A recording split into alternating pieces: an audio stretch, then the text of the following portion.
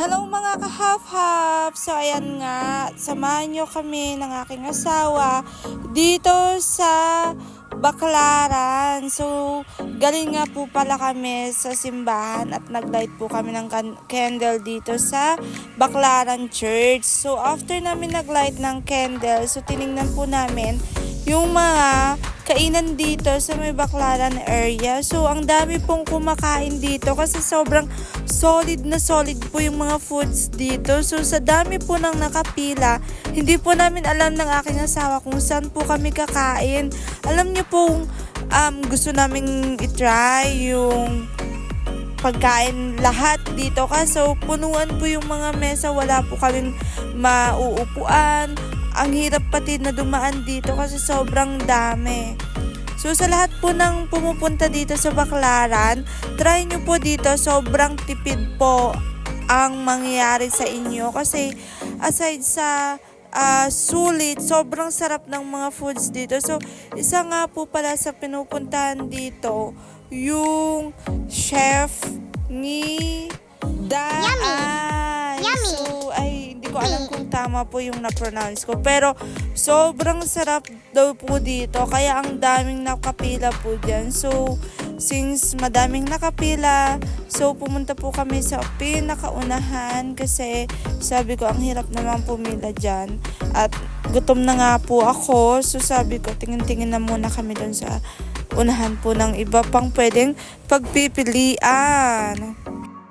So dito po banda, wala na po masyadong tao. Pero ang dami pa rin pong mga foods na pwede nyong piliin. So, ayan po.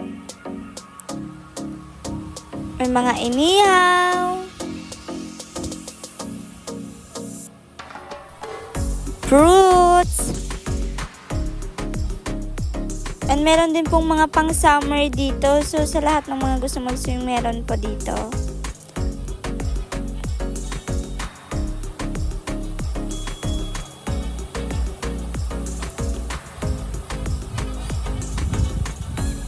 So,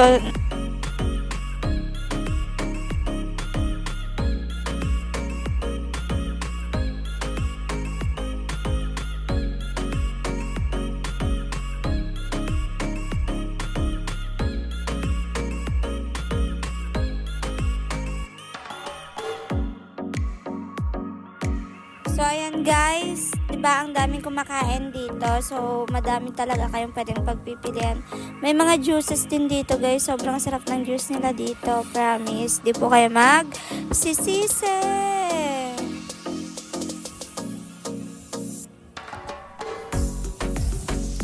So, sobrang dami ng tao. Hindi po namin alam kung saan po kami kukuha or bibili.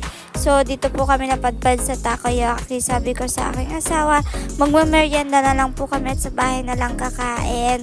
So, trinay nga po namin tong takoyaki na gawa ni Kuya na hindi tinipid at sobrang sulit and sobrang sarap. So, 6 pesos lang po ang isa. So, bumili nga po kami ng 6 na piraso kasi nga sabi ko, itatry po namin. Pero grabe, sarap, sulit.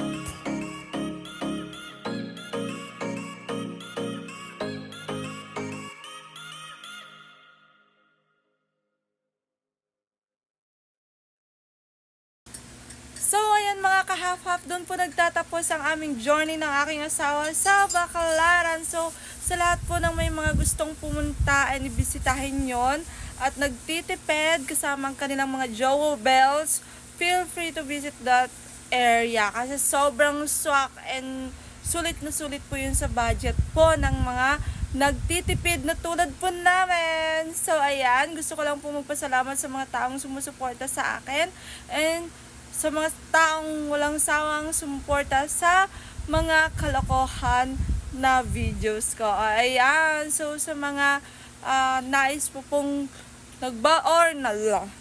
and sa mga nagbabalak pong sumuporta sa akin, please don't forget to like, share, and follow my page para ma-reach ko na po ang aking 6K followers.